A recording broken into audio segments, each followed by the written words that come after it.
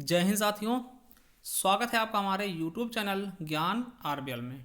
दोस्तों हम आपको बता दें कि आज है 15 नवंबर और आज की सेकंड शिफ्ट में कैसे क्वेश्चन पूछे गए हैं उनकी हम बात करने वाले हैं। ठीक है दोस्तों, तो चलिए शुरू करते हैं। और उसके पहले हम आपको बता दें कि अगर चैनल में पहली बार आए हैं तो चैनल सब्सक्राइब कर लीजिएगा, बेल आइकन अवश्य प्रेस करिएगा।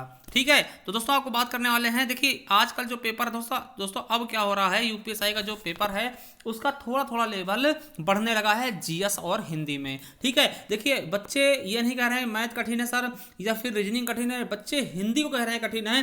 क्यों? क्योंकि उसका एक बहुत बड़ा रीजन है कि हिंदी साहित्य की ओर चल रहा है। ठीक है, साहित्य की ओर जाता जाता दिख रहा है। ठीक है, तो ये चीज समझिएगा कि दोस्तों बहुत अच्छे से पेपर करिएगा। ठीक है, तो चलिए दोस्तों देखते हैं कुछ क्वेश्चंस जो कि हमें मिले हैं, तो उनके आधार पर हम देखते हैं कि कौन से क्वेश्चन पूछे गए हैं।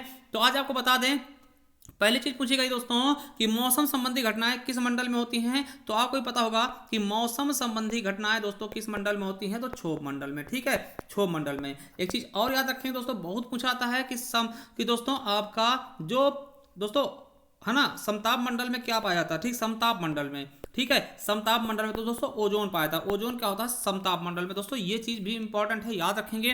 फिर से दोस्तों धन विधेयक से संबंधित क्वेश्चन पूछा गया। दोस्तों धन विधेयक किसमें है आपको पता होना चाहिए, 110 में, आर्टिकल 110 में। और धन विधेयक सबसे पहले लाया कहां जाता है तो आपको पता होना चाहिए कहां लाया था, लोकसभा में। ठीक है, और कौन सा विधेयक धन विधेयक है इसको कौन प्रमाणित करता है दोस्तों, तो आपको पता होना चाहिए कौन, लोकसभा अध्यक्ष। और दोस्तों आपको पता है कि अभी हमने संशोधन की वीडियो बनाई थी, तो संशोधन में हमने इंपॉर्टेंट संशोधन करवाया जिससे दोस्तों 86वां संविधान संशोधन आज पूछा गया। तो 86वें संविधान संशोधन में बताया था दोस्तों, ठीक है, कि शिक्षा का अधिकार जोड़ा गया था। और इसके अलावा दोस्तों आपको पता है कि 11वां मौलिक कर्तव्य भी जोड़ा गया था।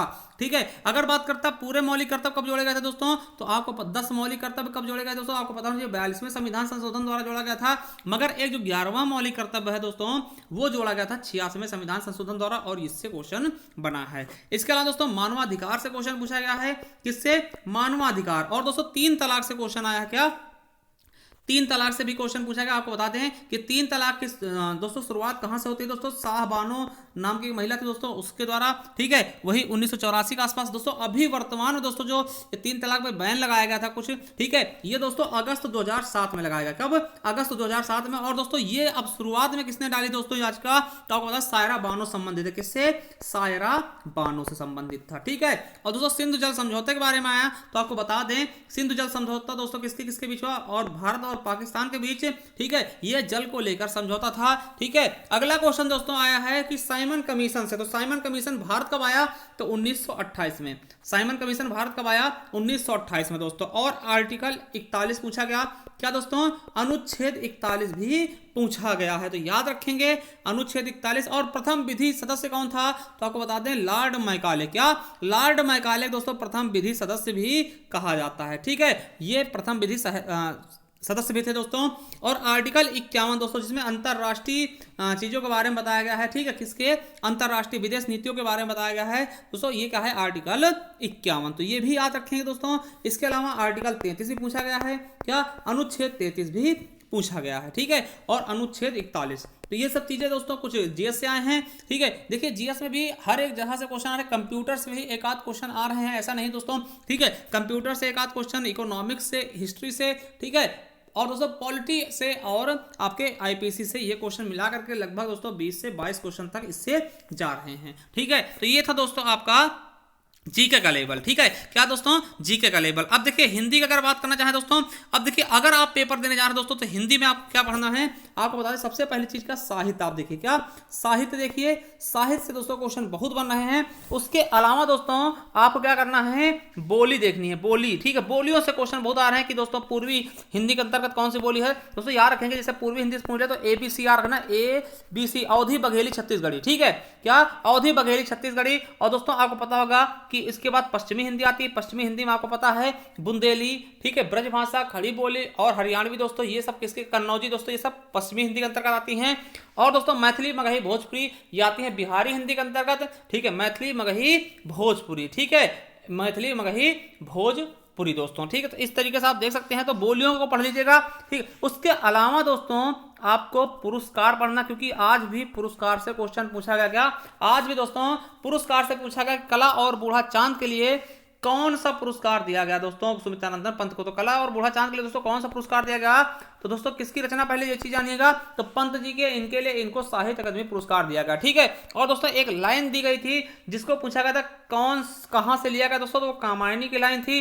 ठीक है, तो कामायनी के बारे में ये आपको पता, कामायनी महाकाव्य किसका? जयशंकर प्रसाद की। ठीक है, और दोस्तों पूछा गया चींटी का पर्यायवाची पूछा गया था। ठीक है, दोस्तों पर्यायवाची से आ रहे हैं क्वेश्चन, विलोम शब्द से आ रहे हैं, अनेकार्थी से क्वेश्चन आ रहे हैं, और ज्यादातर दोस्तों ये क्या कर रहा है, थोड़ा टफ कर रहा है। क्यों? क्योंकि साहित्य की तरफ डाल रहा है और रचनाएं। ठीक है, साहित्य और रचनाएं दोस्तों, अब रचनाएं ऐसे हार्ड होती जा रही हैं कि दोस्तों बच्चे बोलते हैं उनको हमने सुना ही नहीं है। ठीक है, देखिए जो चीज आसान होती है केवल वही याद कर लेते हैं बच्चे। देखिए जैसे 10 क्वेश्चन आपको आ रहे हैं आसान है वही आप किए, और वही आपको याद रहेगा, कठिन क्वेश्चन आपको याद नहीं रहते हैं, और किसी से बताओगे तो वही बोले बहुत आसान है, क्योंकि आसान ही क्वेश्चन लोगों को याद रहते हैं। ठीक है, तो इतने हल्के मत लीजिएगा, मतलब पेपर का लेवल एक अच्छी तरीके से है। हाँ दोस्तों, मैथ और रीजनिंग में थोड़ा सा लेवल आपको झुका हुआ दिखाई देगा। ठीक है, अगर हम मैथ और रीजनिंग की बात करें दोस्तों, ठीक है, अब देखिए मैथ की बात, रीजनिंग की बात दोस्तों, रीजनिंग का वही आपको पता है कि थोड़ा रीजनिंग में ये सहूलियत है इस बार कि दोस्तों इसमें ना तो पजल आ रही है, ना ही दोस्तों इनपुट आउटपुट, ना ही दोस्तों डाटा अपर्याप्तता दोस्तों, इस तरीके के डिसीजन मेकिंग ये सब क्वेश्चन नहीं आ रहे हैं। आपको जहां से क्वेश्चन आ रहे हैं दोस्तों, तो नंबर सीरीज से दोस्तों 3 से 4 क्वेश्चन बन रहे हैं। ठीक है, सीरीज से दोस्तों, और कोडिंग डिकोडिंग से दोस्तों 3 से 4 क्वेश्चन। ठीक है, सिलोस में से दोस्तों 2 क्वेश्चन, ठीक, कैलेंडर से हो गया, डाइस से हो गया, क्लासिफिकेशन से, ठीक है, डायरेक्शन से दोस्तों, ब्लड रिलेशन से, और दोस्तों चिन्ह गिनने वाले कि कितने इसमें स्क्वायर होंगे, कितने क्यूब होंगे, कितने जो भी दोस्तों ये क्वेश्चन। ठीक है, और आपका कैलेंडर से भी एक क्वेश्चन पूछा रहा, वो भी आसान सा क्वेश्चन। कैलेंडर से कैसा क्वेश्चन? आसान सा क्वेश्चन आ रहा है, तो ये चीज याद रखिएगा, ज्यादा आप परेशान मत होइएगा। ठीक है, जहां तक हो सके दोस्तों हिंदी में आप रचनाएं पढ़ लीजिए। ठीक है, रचनाएं हम करवा भी रहे हैं दोस्तों, लगातार करवा भी रहे हैं रचनाएं, तो रचनाएं देख लीजिए। और दोस्तों किसके लिए कौन सा पुरस्कार मिला आपको बता दें कि एक मैराथन क्लास जो हमने बनाई उसे देख लीजिएगा, पुरस्कार संबंधित मैराथन क्लास, उसे देख लीजिएगा, वहां से आपको क्वेश्चन मिल ही जाएंगे। ठीक है, साहित्य अकादमी हो, ज्ञानपीठ हो, वो सभी हमने एक ही में पढ़ा दिया, उसे देख लीजिएगा, वहां से क्वेश्चन आपको मिलना ही तय है। ठीक है, तो उन्हें देख लीजिएगा। ठीक है, जैसा कि आपको पता है द्विकर्मक क्रिया के बारे में पूछ लिया जाता है, द्विकर्मक क्रिया। ठीक है, तो द्विकर्मक क्रिया भी आप पढ़ के जाएंगे। ठीक है, और आपको बता दें दोस्तों मैथ में क्वेश्चन बन रहे हैं बहुत अच्छे। ठीक है, मैथ्स में कुछ नए प्रकार के क्वेश्चन बन रहे हैं, जैसे इकाई का अंक ज्ञात करना। चलिए मैथ बता दें। मैथ्स में दोस्तों आपको पता है कि पहली चीज क्या है, गोले से पूछा रहा, गोले से क्वेश्चन। ठीक है, मैथ्स में दोस्तों अब जैसे थोड़ा सा नए नए क्वेश्चन पूछा रहा है, जैसे कि आपसे पूछ लेंगे दोस्तों, अब दे दिया कि जैसे कह दिया 101, ठीक है, लगा दिया, मान लिया 105 कह दिया।